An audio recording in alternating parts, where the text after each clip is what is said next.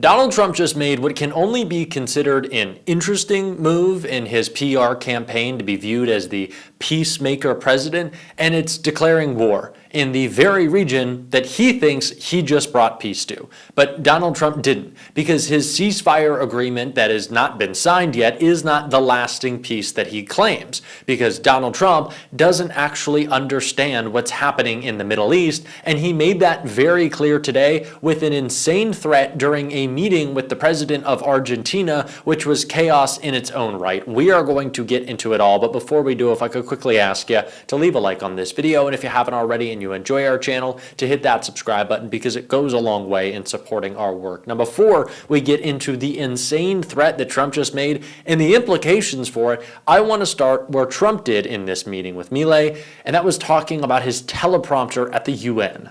I met him at the United Nations before I went up to speak, and then I found that I didn't have a speech because I had no teleprompter. They turned off my teleprompter purposely.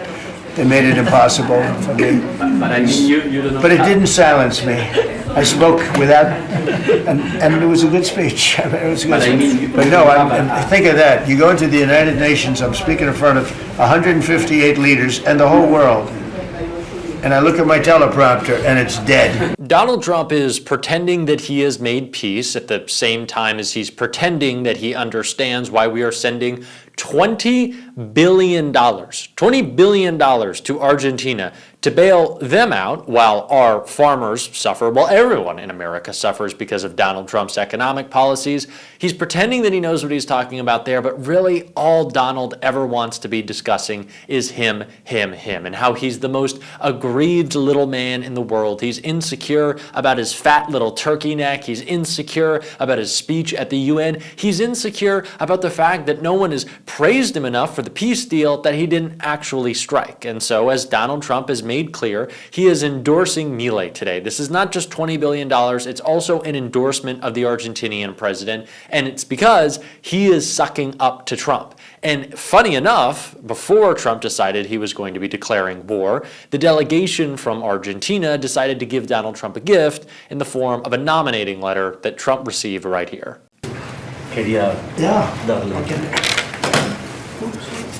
When he did this letter, Mr. President, your settlement in the Middle East wasn't done. So we have to do a new letter because this is a very important... You have to add one extra sentence. Exactly.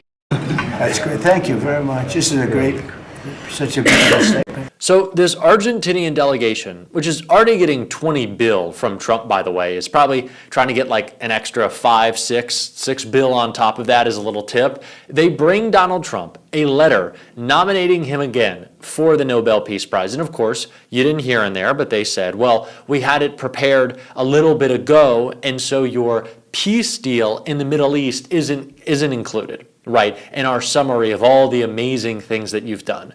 But Donald Trump hasn't made peace in the Middle East, and Donald Trump doesn't even understand the nature of the agreement. All Donald Trump understands is attack, attack, attack, which is why he is going after Kamala Harris right now before we get into what he said about threats.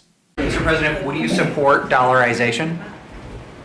I would say that I'll leave that up to my my economic people, but I like the dollar. I'm very strong on the dollar.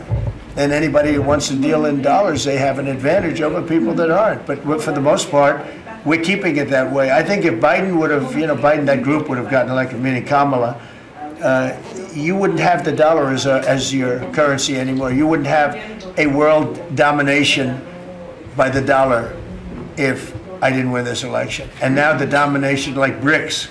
So it's funny, but it's not funny, because the dollar is actually crashing right now because of Donald Trump. Of course, he doesn't actually seem to care about that. And Donald Trump is just out of it. He wants to lash out. He wants to attack. His insecurities are always on display. And the biggest one is around the Nobel Peace Prize he didn't win and he's not going to get. That's why he's on this PR tour right now with mainstream media outlets for some reason, praising this deal as if it has secured peace for all eternity. But it hasn't even secured peace right now, because we're seeing new reporting about what Israel is doing in the wake of this supposed agreement. Already today, Israel has conducted a drone strike in Gaza, shot and wounded 2 others, killed 5 Palestinians in Gaza City, fired on and wounded several others, all in violations of their ceasefire. So the ceasefire isn't even holding, which is the entire point of a ceasefire, all the while Donald Trump is saying he deserves a peace prize, and he's now responding to Hamas saying this. But we have told them we want to disarm, and they will disarm. And if they don't disarm, we will disarm them. And it'll happen quickly and perhaps violently. But they will disarm. Do you understand me? Yes. You say because quickly. everyone says, oh, well, they won't disarm. They will disarm. And I spoke to Hamas, and I said, you're going to disarm, right? Yes, sir, we're going to disarm. That's what they told me. They will disarm, or we will disarm them. Got it? First of all, maybe Trump should have a conversation about Bibi Netanyahu, about what his regime is doing right now. But saying that you're just going to blow everyone up after having claimed that you created lasting peace, saying that we will disarm you violently after pretending as if you understand diplomacy, is just such classic Trump. Do you deserve the peace prize or not? Are you going to have to blow people up and violently disarm them or not? Trump doesn't understand the nature and the context of this conflict in any way. He is just claiming to for the media attention that the media is giving him. I said this the other day. I just can't believe everyone is so quick to jump and praise Mr. Trump, dear leader, of having been such a great negotiator, such a great deal maker. He's now threatening to blow people up. What are you talking about? He says we'll have to violently disarm them. That's not peace. That's not diplomacy. Donald Trump doesn't know what he's talking about. And if you want to say this is a peace through strength thing, he's pretending that he's a madman. That's why he's saying this. He would never actually do that. Why is he not also putting that same pressure on Netanyahu, who is still actively killing Palestinians? Donald Trump doesn't know what's going on. Donald Trump doesn't care what's going on. Donald Trump just wants to say he deserves a Nobel Peace Prize, which is what Milei was really there to do, to serve as another prop, another world leader, trying to get something out of Donald Trump, trying to have tariffs brought down. And it's so funny. And it's not. It's just sad that instead of these conversations around trade being about how we can have a mutually beneficial economic partnership with other countries around the world, it is Donald Trump extorting praise out of world leaders on his behalf so that trade can happen freely. That's it. Donald Trump talks about tariffs as this tool to stop conflict, but the only thing he wants to stop is nonstop praise of him. He just wants everyone to be talking about how wonderful he is all the time, and that is it.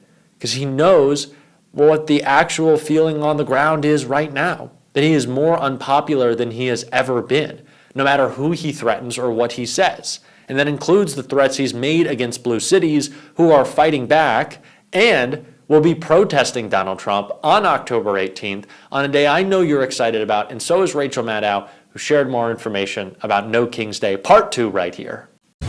It was an almost unimaginable number. More than 5 million Americans turned out in small towns and big cities all across the country for those No Kings protests against the Trump administration back in June. That No King's Day protest, that one day in June, is considered to be one of the 3 largest days of peaceful protest ever in U.S. history.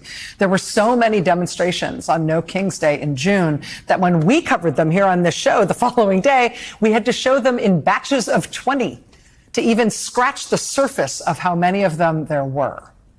Well, now the second No King's Day is just around the corner. It's this Saturday, October 18th.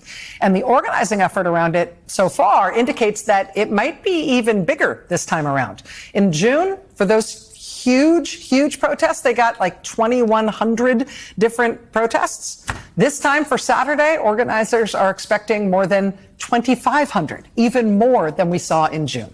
Joining us now is Ezra Levin. He's co-founder and co-executive director of Indivisible, the group that has helped lead the organizing for the No Kings rallies. Mr. Levin, it's nice to see you. Thanks for being here. Great to see you, Rachel. What are you expecting for Saturday? I'm expecting it to be huge. I'm expecting it to be boisterous. I'm expecting it to be joyful. It's going to be the place to be, Rachel. I mean, it really is. I hope people are, we're doing big things here, right? We're collectively fighting for democracy. That's big, that's serious. Trump is saber rattling, and that can be scary. But fundamentally, what this is about is everybody coming together and demonstrating we don't do kings in America. And they're going to have funny signs. There's going to be chanting. There's going to be dancing. There's going to be singing. We want this to be a place where anybody can come out. And it doesn't matter your ideological persuasion. It doesn't matter who you voted for before. It doesn't matter if you've never protested before. This is a place for you if you believe we don't do kings in this country. We're in this moment where Republican leaders, particularly House Speaker Mike Johnson, but also other Republicans, have tried to really fearmonger about the No Kings protest. He said it was a planned Hate America rally, which made me laugh out loud. But I have to ask, obviously they're trying to scare people into not protesting or trying to make it seem like a scary thing. On the other side, we've got protests in Portland erupting into dance parties and everybody with Cher on the boombox and dancing inflatable frogs and everything. What do you make of the Republican effort to really demonize protest against Trump? Look, on the one hand, I welcome the free publicity. I'm glad they're talking about what will be the largest peaceful protest in modern American history coming up on Saturday. And it's also funny that they can't actually say No Kings. They've got to make some other name up for it because they understand it. They say No Kings. How is that objectionable? Right. How could anybody say that that's anything other than the most American thing since apple pie? But I do think we have to hold two things in our head at the same time. One, anybody who's been to a protest this year that's been organized by Indivisible or No Kings has seen moms and grandmas and kids and dogs and funny chants, and it was a feeling of joyous power out in the streets. And on the other hand, we've got an authoritarian regime who wants to crack down on free speech. So this is an opportunity to go out and have a little time in community. I know if y'all have been watching all of my videos lately, I've been getting a little out of control. My Carolyn Levitt video this morning, I was pretty furious. The videos sometimes have been running 15 minutes. I don't know what to tell y'all. If I'm going to talk for 10 straight minutes about how much I hate these people and how angry they're making me, it's hard to make the videos short because I'm just going to go on rants and be angry. And I appreciate this being like a place for therapy sometimes. But go out and have community. Go meet someone. Go introduce yourself. Go give someone a hug and be like, we're fucking fighting these fascists together. Okay? And if you see me, come up to me and give me a hug. Maybe ask first. Actually, no, you can't. It's fine. It will be fine. I'm excited to see y'all. I really do want to see y'all out there. Someone asked in a comment if I was joking about being 6'6", and so I'm easily spotted. I am not joking. I am 6'6". If you are in Washington, D.C., you will likely see my big fluffy hair and me being out there and excited. I want to see you excited. Let's have a moment of joy and fighting back. And if you want to support us doing that on this show, as always, you can hit that subscribe button, leave a like on this video. If you stuck around to the end, drop a blue heart in the comments. And if you want to support the show in another way, you can become a subscriber to my Substack, clicking right here. Keep on fighting. Don't let them silence you. And until next time, I'll see you soon.